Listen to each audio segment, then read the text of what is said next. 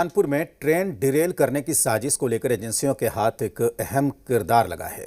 एजेंसियों को एक व्हाट्सएप स्टेटस में लगी सेल्फी से शक हुआ और क्राइम ब्रांच ने उसे अरेस्ट भी कर लिया। फिलहाल आरोपी शाहरुख से एनआईए पूछताछ कर रही है। ट्रेन डिरेल करने की साजिश पर एजेंसियों के हाथ और कौन से बड़े सबूत लगे हैं और जांच कहां तक पहुंची है, इस रिपोर्ट में देखिए।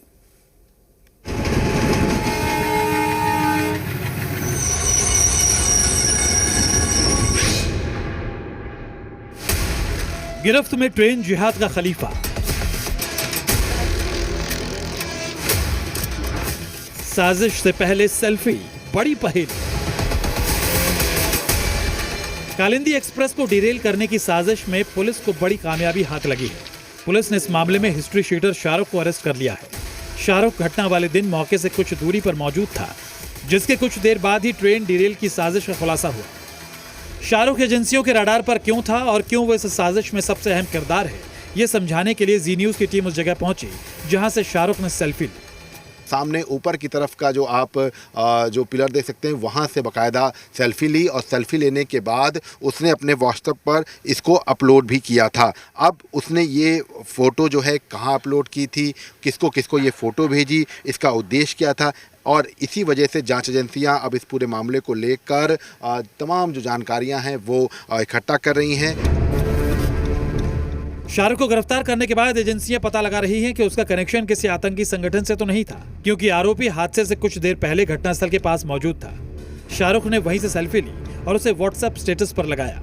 ये वही निर्माणाधीन धान मिल है जहां से शाहरुख ने घटना के वक्त सेल्फी ली थी और जांच एजेंसियां अब इसी आधार पर उससे पूछताछ कर रही हैं। ये आप सामने का ट्रैक देख सकते हैं और इसी ट्रैक के ठीक सामने बाकायदा जो निर्माणाधीन जो धान मिल है उसके छत से बाकायदा सेल्फी ली गई थी। शाहरुख अपने गांव नहीं आता था, ऐसे में क्या वजह थी कि वो इस दिन गांव पहुंचा था और उसने जो सामने ऊपर की तरफ का जो आप जो पिलर देख सकते हैं वहां से बाकायदा सेल्फी ली।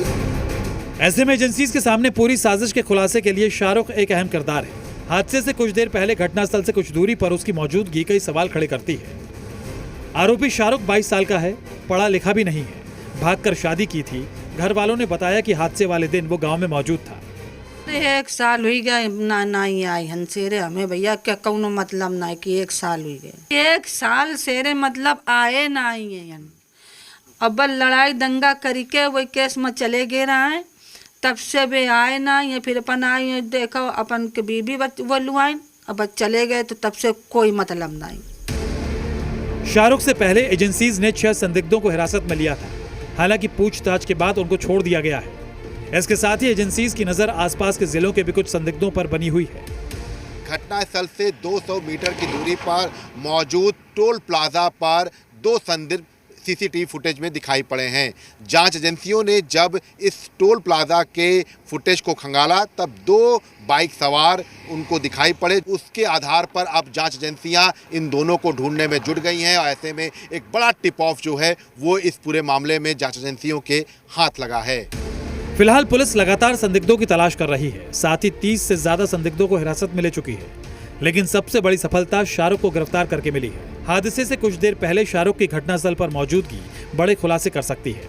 क्राइम ब्रांच की टीम पटरियों की जांच करने पहुंची है, जिससे पूरी साजिश का खुलासा हो सके। फिलहाल शाहरुख एनआईए के पास है, जिससे लखनऊ में पूछताछ जारी है। जल्दी कुछ और बड़े खुलासे हो सकते हैं। विशाल रघुवंशी, कानपुर, जी मीडिया।